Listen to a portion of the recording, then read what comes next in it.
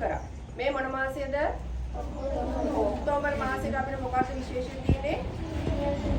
කියවීමේ මාසය කියලා අපි කියනවා නේද? ඒක නිසා අපි සැලසුම් කරා කියවීම කඳවුරක් අපේ පන්තිපාර ගුරු මහත්මීන් එකතු වෙලා. ඉතින් අද මේ වැඩසටහන අපි ඉතාර්ථවත්ව කරන්න ඕන. පසුගිය කඳවුරුත් අපි ලස්සනට නිමා කරා. මේ කඳවුරත් අපි ලස්සනට නිමා කරන්න ඕන.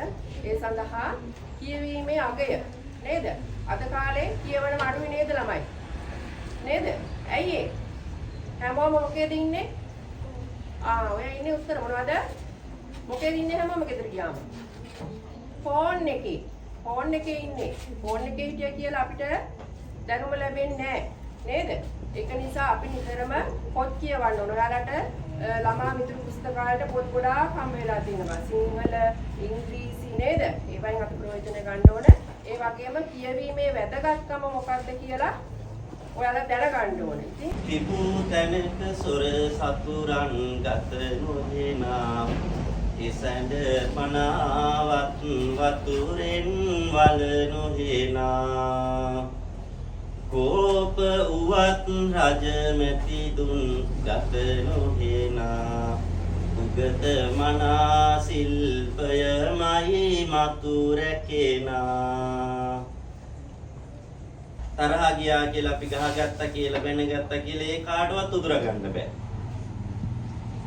මොකද දැනුම අපි ඉගෙන ගත්ත ශිල්පය කාටවත් ගන්න පුළුවන්ද? කිසිම කෙනෙකුට ගන්න බෑ. එහෙනම් හොඳට මතක තියාගන්න අපි චුටි කාලේ ඉඳලා හිතේ තියාගන්න ඕන ලොකුම දේ තමයි අපි ඉගෙන ගන්න ඕන. ඉගෙන ගන්නවා කියලා කියන්නේ ඒක ලොකු මාතෘකාවක්. පොතක් පත්තරයක් නොමැති ගියත් අඳුරු ලෙඩක් හා සමානයි. අපිට කියවන්න පුළුවන් පුතේ ඕනම දෙයක්.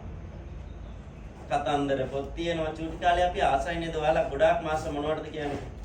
හොඳට මතක තියාගන්න. ඔයාලා ඔය පොත්පත් කියවුවට ඒවා කියවලා ඉවරලා ඒ වගේ තියෙන කරුණු කතාව චුටි කතන්දර යාළුවෝ එක්ක සාකච්ඡා කරන්න.